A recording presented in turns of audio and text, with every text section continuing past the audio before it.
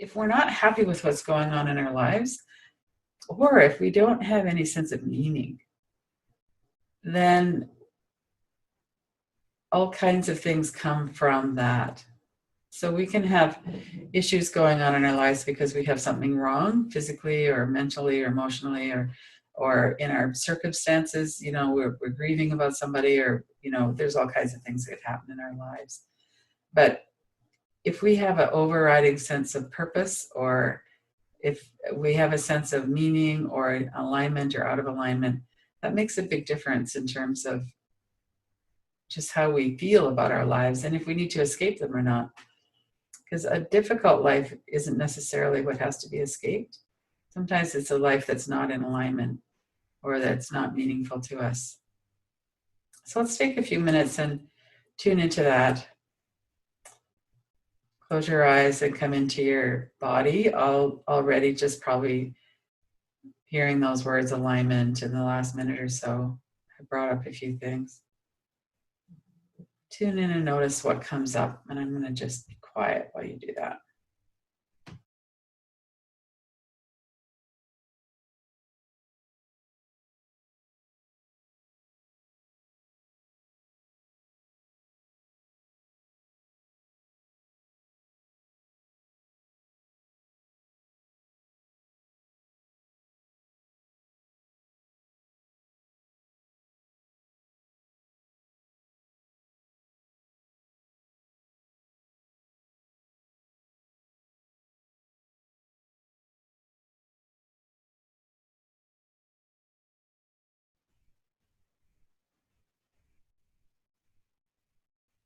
And notice if there's an element of planning popping in.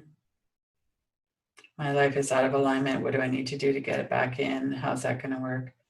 See if you can let go of that level of thinking about it right at the moment. Notice what's happening on a more subtle level.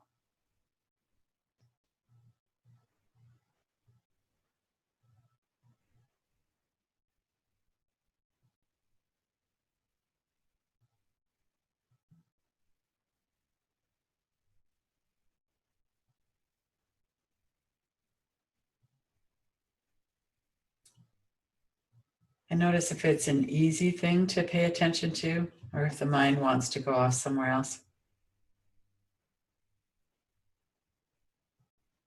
Notice your breath.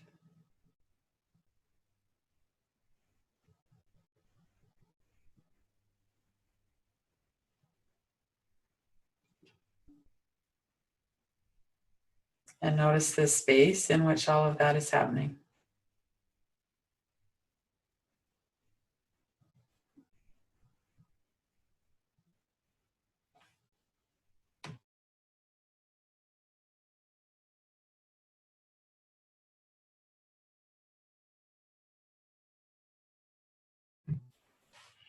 And then set that aside.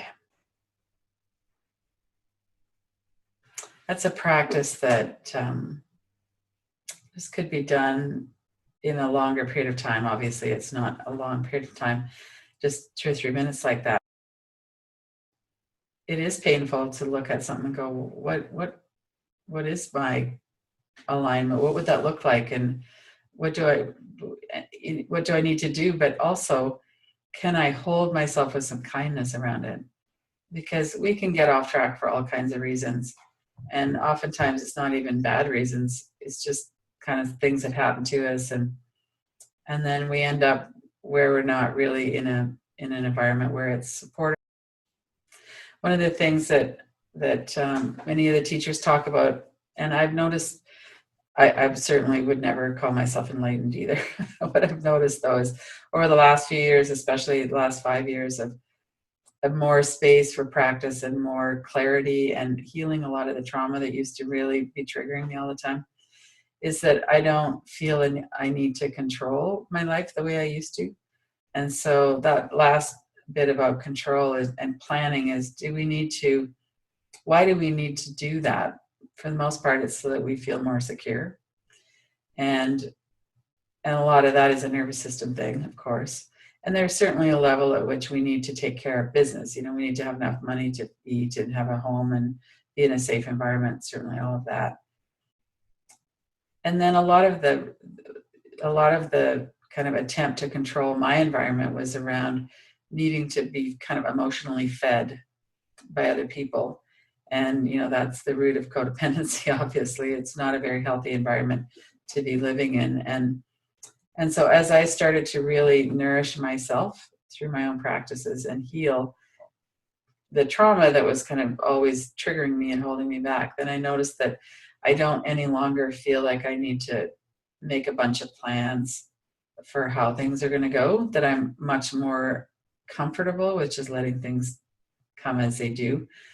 And I trust myself a lot more too. When I first left my partner, I decided I was going to be celibate for a year. And it was basically because I didn't trust myself not to get into a relationship that was the same. And then about 6 months in, I went, no, this is a 3-year thing. So I made a commitment. And when I was working with Scott at the center, he's just like, really? You need like a vow of celibacy to make sure that you're not going to screw up again? Like, don't you trust yourself just to notice what's going on? And I'm like, clearly I don't. Otherwise, it wouldn't even occur to me, you know. So we did some inquiry onto that, and I was able to let that go. But a lot of the real triggers for things are things that there's some unconscious fear or some lack of trust, or, you know, we look back at our lives. I look back and I go, I was so unconscious. I got into all these situations. So I'm afraid it's going to happen again. But, you know, I'm a completely different person than I was back then. I don't actually have to worry about that anymore. So sometimes it's good to update our files so we recognize where we're at now, you know.